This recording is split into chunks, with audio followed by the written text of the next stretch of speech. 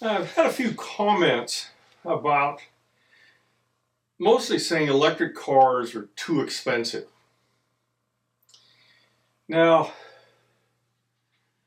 some ways I'd agree with that, but there's an awful lot of those cars are not that expensive.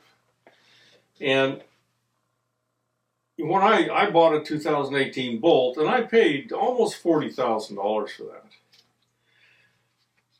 There was the discount for the federal government, supposed to be $7,500. In my case, it wasn't that high. It was still a pretty expensive car, the most expensive car I've ever purchased. Since then, I've gone a little Looney Tune. But in this video, I'm going to deal pretty much solely with the Chevy Bolt. Now, I realize it's under recall for battery fires. They're just joining the party that everybody else has. Everybody's had battery fires in their cars at some point. But just to kind of give you an idea of what that car is going to cost you if you were to go out and buy one right now. Now, first thing, understand that there is no federal rebate in those anymore. It's all gone. There's nothing. There are dealer discounts, and there's some pretty hefty discounts.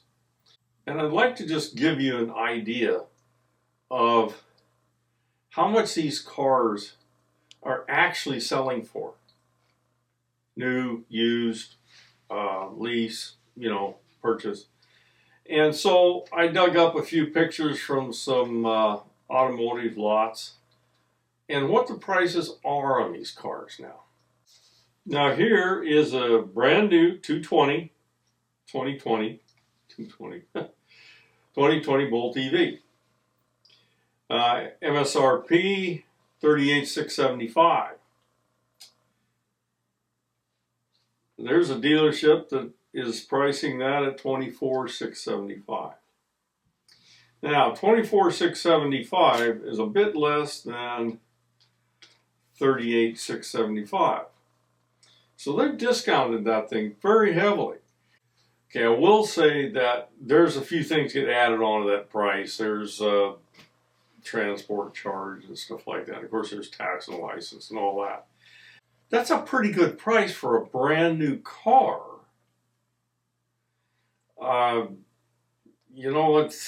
It's got quite a few things on it. It doesn't have everything you'd like, I'm sure, but it's the LT model. It's not the Premier. The Premier's got more goodies on it.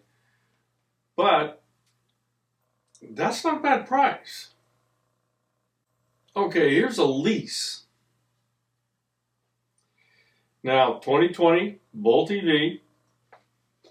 This is from Costco. Due at signing, $215 and $215 a month.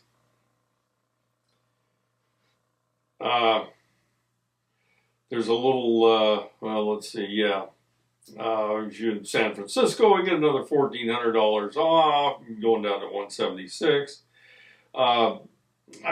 This isn't a solid deal either, because there is a $1,500 discount for coming in from another lease. So if you're taking off one lease and going to another, you could be driving the thing for $215 a month.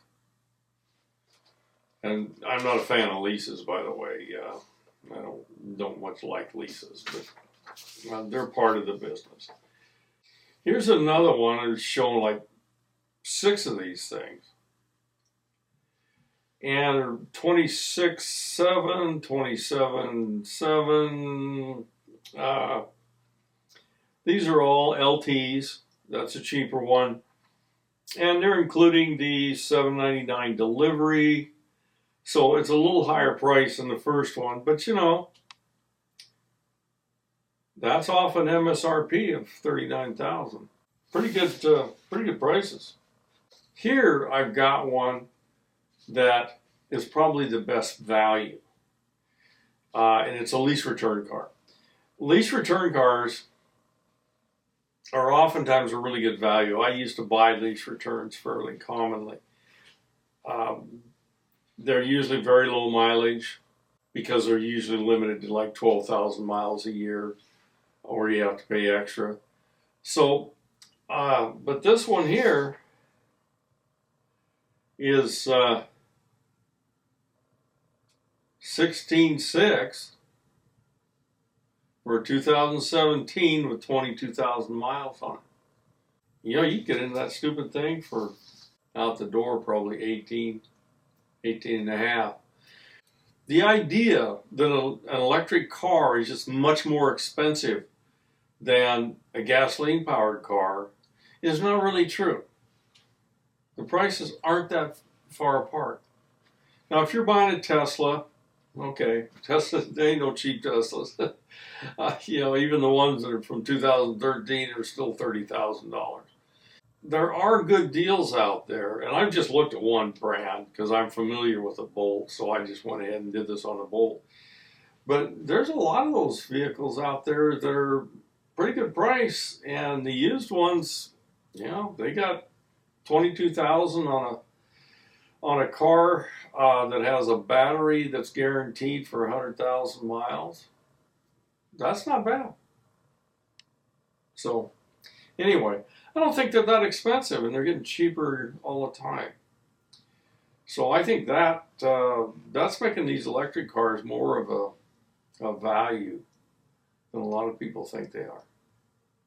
That's it on this one.